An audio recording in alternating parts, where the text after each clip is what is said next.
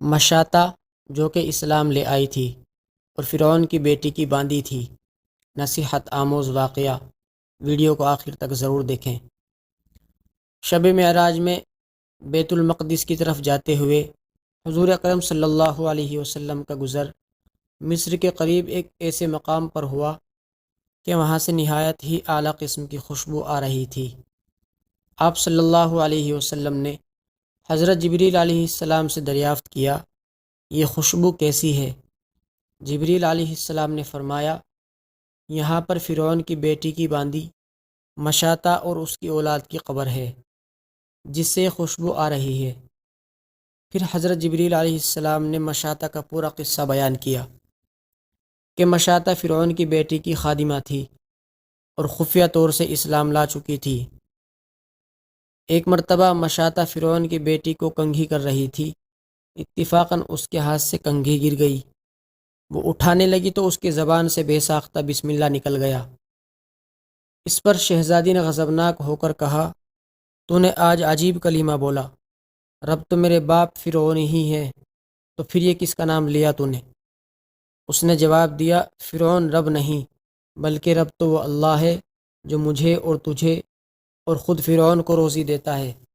شہزادی نے کہا، اچھا تو میرے باپ کو رب نہیں مانتی اور میرے باپ کے سوا کسی اور کو رب مانتی ہے؟ مشاطہ نے جواب دیا، ہاں ہاں، میرا اور تیرا رب اور تیرے باپ کا اور سب کا رب اللہ تعالیٰ ہی ہے۔ شہزادی نے یہ خبر اپنے باپ فرعون تک پہنچائی۔ فرعون سخت غضبناک ہوا اور اسی وقت اسے دربار میں طلب کیا اور کہا، کیا تو میرے سوا کسی اور کو رب مانتی ہے؟ مشاطہ نے کہا، میرا اور تیرا رب اللہ تعالیٰ ہی ہے جو بلند اور بزرگی والا ہے۔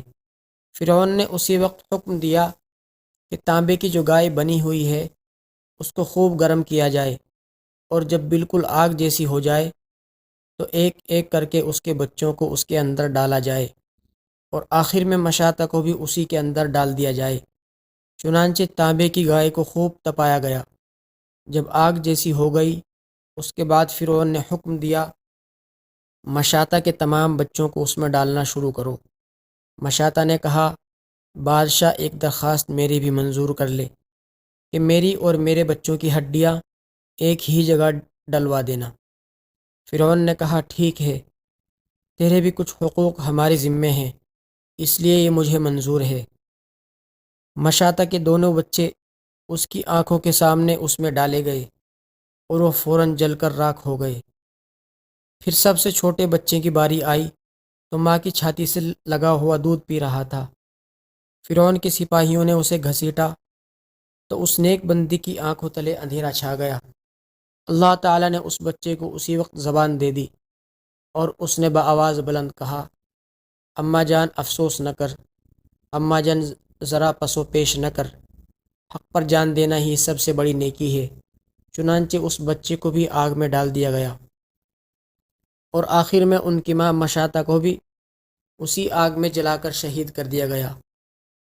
پھر حضرت جبریل علیہ السلام نے کہا، اور یہ خوشبو کی عمدہ مہکیں اسی کے جنتی محل سے آ رہی ہیں۔ سبحان اللہ۔